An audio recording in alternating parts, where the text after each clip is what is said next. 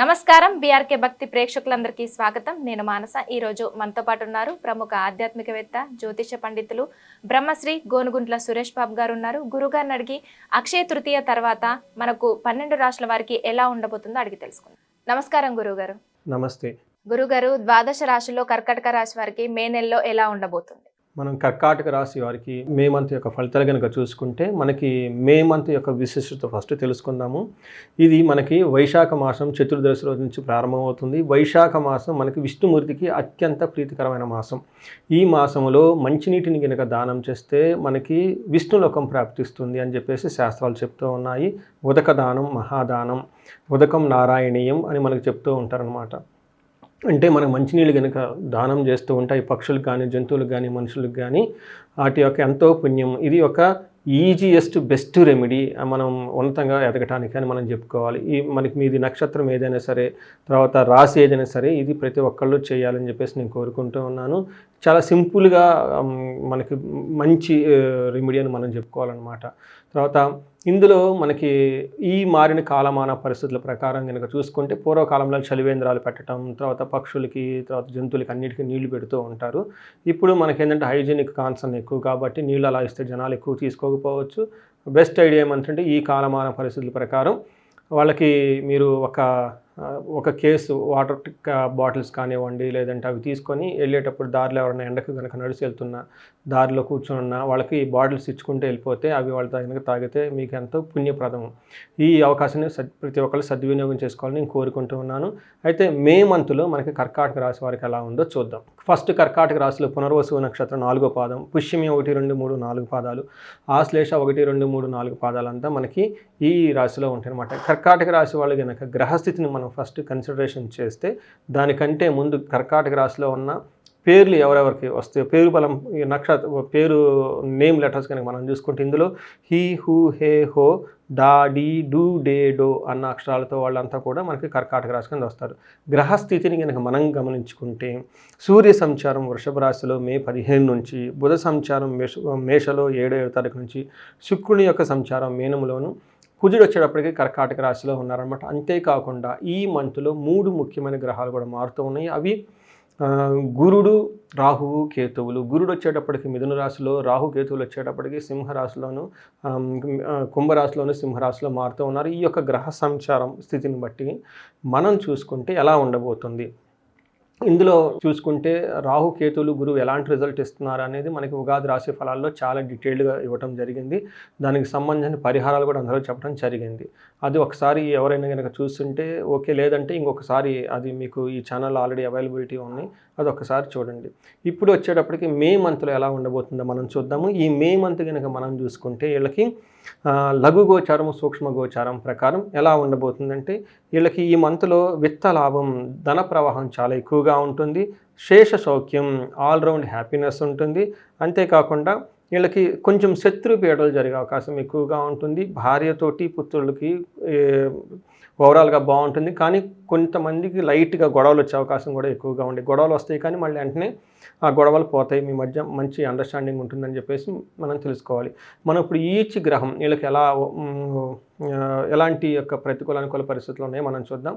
First సూర్యుడిని కనుక గమనిస్తూ ఉంటే వీళ్ళకి చాలా మంచి పాజిటివ్గా ఉన్నారు. 11th హౌస్లో సూర్యుడు చాలా బాగా కలిసి వస్తారని మనం చెప్పుకోవాలి.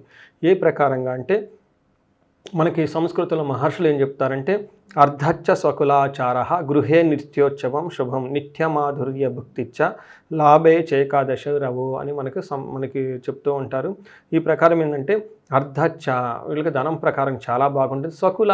స్వకులాచార వీళ్ళకి వంశ పారంపర్యంగా ఉన్న పద్ధతులు ఫాలో అవటము, భక్తిగా ఉండటం, ఆధ్యాత్మికంగా ఉండటము, ఒక మంచి నడవడిక కలిగి ఉంటూ ఉంటారు. అంతేకాకుండా గృహే నిత్యోత్సవం శుభం, గృహంలో ఉత్సవం ఉంటుంది, శుభప్రదంగా ఉంటుంది. అంతేకాకుండా నిత్య మాధుర్య భుక్తిచ్చ టయానికి మంచి భోజనం చేయటం, తర్వాత స్వీట్స్ ఇవన్నీ తినటం, ఈ ప్రకారంగా వాళ్ళు చక్కగా ఉంటారు లైఫ్లో అని మనం చెప్పుకోవాలి. లాభప్రదంగా కూడా ఉంటుంది.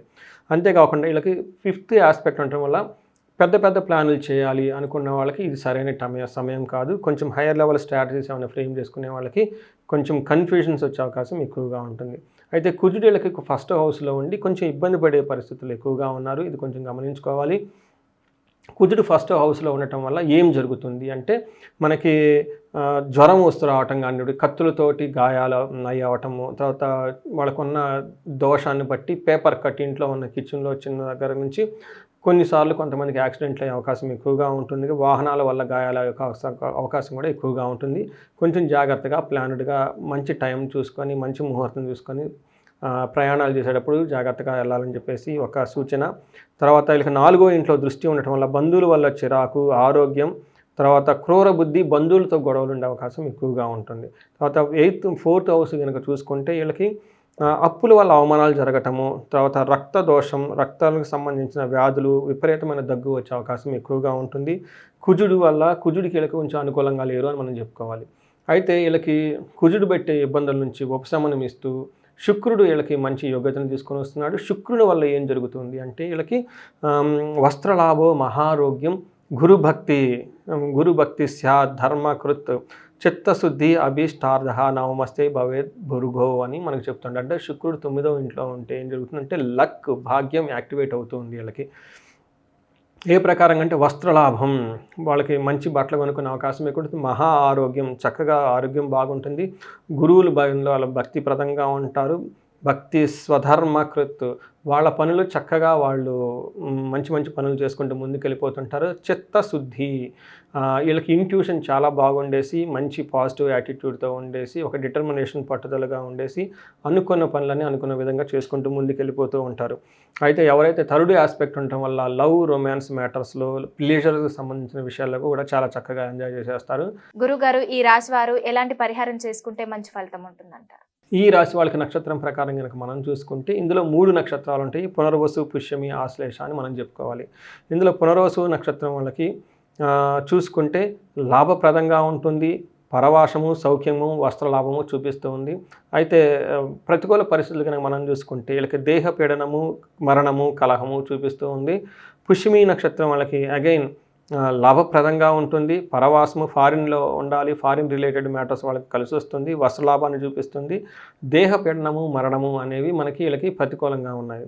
ఆశ్లేష నక్షత్రం వాళ్ళకి విదేశాగమనం, ఫారిన్ ఎవరైనా కనుక ట్రావెల్ చేయాలని అనుకుంటే ఇది ఫేవరబుల్గా ఉంటుంది. పరవాసము, వస్త్రలాభము చూపిస్తుంది. అయితే ఆశ్లేష నక్షత్రాలకు దేహ పీడనము, మరణం కూడా చూపిస్తూ ఉంది కాబట్టి కొంచెం జాగ్రత్తగా ఉండడం ఎంతైనా అవసరం. ఇంతేకాకుండా పుష్యమి, ఆశ్లేష నక్షత్రం వాళ్ళకి రక్తానికి సంబంధించిన ప్రాబ్లమ్స్లో కొంచెం ఇబ్బందులు పడే అవకాశం ఎక్కువగా ఉంటుంది. పర్టికులర్గా స్త్రీలు కొంచెం జాగ్రత్తగా ఉండాలి ఈ విషయంలో.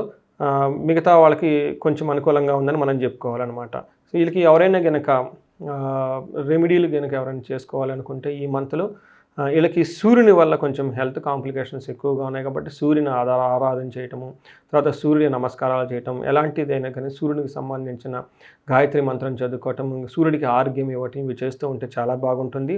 వీళ్ళకి గొడవలు అయ్యే అవకాశం ఎక్కువగా ఉంటుంది కాబట్టి కుజుడికి సుబ్రహ్మణ్యేశ్వర స్వామి ఆరాధన చేయటం, తర్వాత సుబ్రహ్మణ్యేశ్వర స్వామికి ఆరాధన చేయటం, సుబ్రహ్మణ్యేశ్వర స్వామి భుజంగ స్తోత్రం చదవటం, ఇలాంటి మంత్రాలు చదువుతుంటే చాలా బాగుంటుంది. అయితే వాళ్ళ యొక్క దోషం చాలా ఎక్కువగా ఉంది. సీరియస్గా ఉన్నప్పుడు వీళ్ళు ఏం చేయాలంటేనండి అమృత మృత్యుంజయ పాశుపత హోమం కానీ అభిషేకం కానీ చేయించుకోవాలి. గొడవలు ఎక్కువగా రాకుండా ఉండటానికి మన్యు పాశుపత అభిషేకం కానివ్వండి, లేదంటే వీళ్ళకి చండీ హోమము, చండీ పారాయణం చేసుకున్నా కానీ చాలా బాగుంటుంది. తర్వాత పరవాసము, ఎవరైనా కనుక ఫారిన్ వెళ్ళాలనుకుంటున్నా, ఇంకా కనుక వాళ్ళకన్నా ఇష్టశుద్ధినే కానీ ఇష్ట కార్యాలు చేయాలనుకున్నప్పుడు మహన్యాసపూర్వక ఏకాదశి రుద్రాభిషేకం చేయించుకుంటే అత్యంత ఉత్తమము. ఇవి కాకుండా ఎవరైనా కనుక ఆర్థిక విధమైన బాధలతో పడుతూ ఉంటే వీళ్ళకి శ్రీ సూక్తం చదువుకోవటం, కనకదార చదువుకోవటం ఇవి చేయాలి. అంతేకాకుండా వీళ్ళకి శ్రీ సూక్తంతో సంపుటీకరణ చేసి విశేష అమ్మవారు హోమం చేసిన, కనకదార చేసిన తర్వాత ఎవరికైనా కానీ ధనం నిలబడకుండా ఉన్నా కానీ కుబేరు పాశుపతం చేయించుకున్నా కానీ చాలా చక్కగా వీళ్ళకి ఎంతో కలిసి వస్తుంది. ఇవి కాకుండా ఇంకా ఏమైనా కనుక మ్యారేజ్ రిలేటెడ్ ప్రాబ్లమ్స్ కానీ ఏమైనా కనుక ఉంటే వాళ్ళ యొక్క వ్యక్తిగత జాతకాలు కనుక చూపించుకుంటే చాలా బాగుంటుంది.